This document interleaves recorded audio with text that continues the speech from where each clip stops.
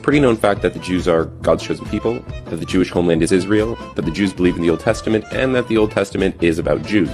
However, almost none of these facts are true. Nowhere in the Bible does it call the Jews God's chosen people. Modern-day Israel isn't really the homeland of the Jews.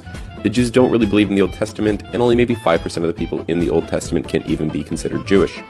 So now that you've branded me an anti-Semite, we can begin. So, the expression anti-Semite literally means against Shem, or his descendants. However, being anti-Jewish isn't the same as being anti-Semitic. So, let me explain.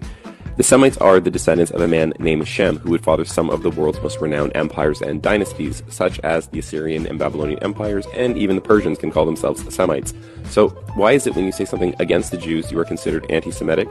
Because just like stealing your religion, your homes, your money and businesses, some Jews also love stealing names, inheritance, and land. So Shem is the son of Noah, the guy who built the ark when Mesopotamia flooded. The Sumerian kingdom would be destroyed by the flood, and the Semites would descend from the Caucasian mountains and establish the Akkadian Empire. Shem would have children, and one of his descendants would be named Eber. He would be the father of the Hebrew people, and the Semites would be called by his name. Eber's line would eventually give birth to a man named Abram, or a Jew named Abraham, except Abraham has never been a Jew, nor will he ever be a Jew, and to call Abraham one is just plain ignorant, so let's go through it. So, according to the Bible, Abraham was a Hebrew and not a Jew, who God promised would be the father of many nations. Not one single Jewish nation, but many nations, and that through him all the families of the world would be blessed. Abraham would pass this blessing on to his younger son Isaac, and not his eldest son Ishmael. Isaac would have twin sons named Esau and Jacob. Again, the Abrahamic blessing would be passed down to the younger brother Jacob, who would then be renamed to Israel.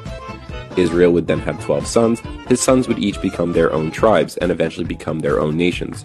One of his sons would be named Judah, who would be the father of the Jewish people, and all Jews are related to him. Even though all Jews are Israelites, majority of Israelites are not Jews.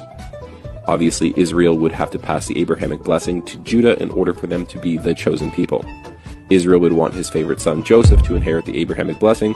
However, Judah, the father of the Jews, would be jealous and conspire with his brothers to have Joseph killed.